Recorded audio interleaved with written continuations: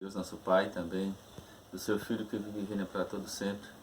Sou o missionário Washington Luiz, a Bíblia, explicando a Bíblia. Então, dessa feita, nós vemos aqui para Isaías capítulo 45, versículo 7, que diz assim: Eu, no caso aqui Deus, formo a luz e crio as trevas. Eu faço a paz e crio o mal. Eu, o Senhor, faço todas estas coisas.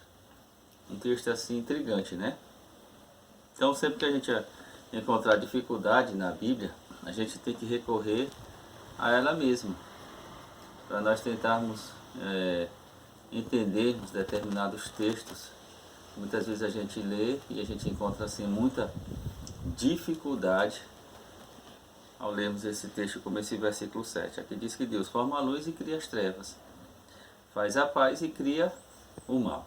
Então, como a Bíblia explica a Bíblia, então a gente recorre aqui para Gênesis capítulo 1, para explicar Isaías 45, 7. Em Gênesis capítulo 1, versículo 1, diz assim em diante: No princípio criou Deus os céus e a terra. E a terra era sem forma e vazia, e havia trevas. Lembra do capítulo 45 de Isaías? Isaías 45, que diz: Eu formo a luz e crio as trevas. Então, quem criou as trevas? De acordo com Gênesis 1, Deus. E a terra era sem forma e vazia, e havia trevas sobre a face do abismo. E o Espírito de Deus se movia sobre a face das águas. E disse Deus: haja luz. Eu formo a luz e crio as trevas. Quem é que forma a luz? Deus. Quem é que cria as trevas? Deus. Agora a gente vai saber que luz é essa e que trevas são essas. E disse Deus: haja luz, e houve luz. E viu Deus que era boa a luz, e fez Deus a separação entre a luz e as trevas. E Deus chamou a luz dia, e as trevas chamou noite. E foi o que? A tarde e a manhã, o primeiro dia. Então, a luz, a parte clara do dia, e as trevas, a parte escura do dia. Então, quem forma a luz? Deus. Quem criou as trevas? Deus.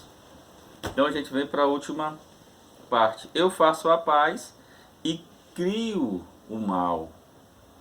Então, essa é a parte mais difícil. Então, foi Deus que criou o mal? Não. Então, com quem o mal se iniciou?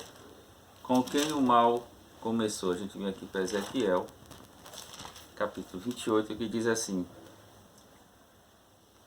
Assim diz o Senhor Deus: Tu és o aferidor da medida, cheio de sabedoria e perfeito em formosura. Estavas no Éden, jardim de Deus. Toda pedra preciosa era a tua cobertura, a sardônio, o topázio, o diamante, a turquesa, o ônix, o jaspe, a safira, o carbúnculo, a esmeralda e o ouro. A obra dos teus tambores e dos teus pífaros estava em ti. No dia em que foste criado, foram preparados. Então aqui está falando de quem? De Lúcifer. Tu eras querubim ungido para proteger, e te estabeleci no monte santo de Deus estavas. No meio das pedras afogueadas andavas. Como é que ele era no início? Perfeito eras nos teus caminhos. Então Deus não fez o mal, não criou o mal. Então a gente depois vai voltar em Isaías 45, verso 7, para saber que mal é esse. Então tu eras querubim ungido para proteger, te estabeleci no monte santo de Deus, estavas no meio das pedras afogueadas, andavas. Perfeito eras nos teus caminhos, desde o dia em que foste o quê? Criado, até que se achou pecado em ti, iniquidade. Na multiplicação do teu comércio se encheu o teu interior de violência e pecaste. Pelo que te lancei profanado fora do monte de Deus, e te farei perecer, ó querubim protetor, entre pedras afogueadas. Um motivo: elevou-se o teu coração por causa da tua beleza, formosura. Corrompeste a tua sabedoria por causa do teu resplendor. Por terra te lancei, diante dos reis te pus, para que olhem para ti. Então, Deus criou tanto os anjos e os homens perfeitos. Eclesiastes capítulo 7 diz assim, Eclesiastes capítulo 7. Então, tudo que Deus fez, Salmos, Provérbios, Eclesiastes capítulo 7,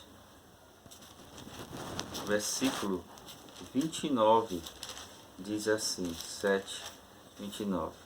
Vede isto, então somente achei, que Deus fez ao homem reto perfeito, ou seja, a imagem e semelhança de Deus, Gênesis 2:7. E aqui, Eclesiastes 7, verso 29, Deus fez o homem o que? Reto.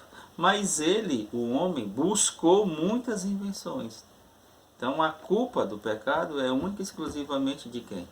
Primeiramente de Satanás e depois do homem.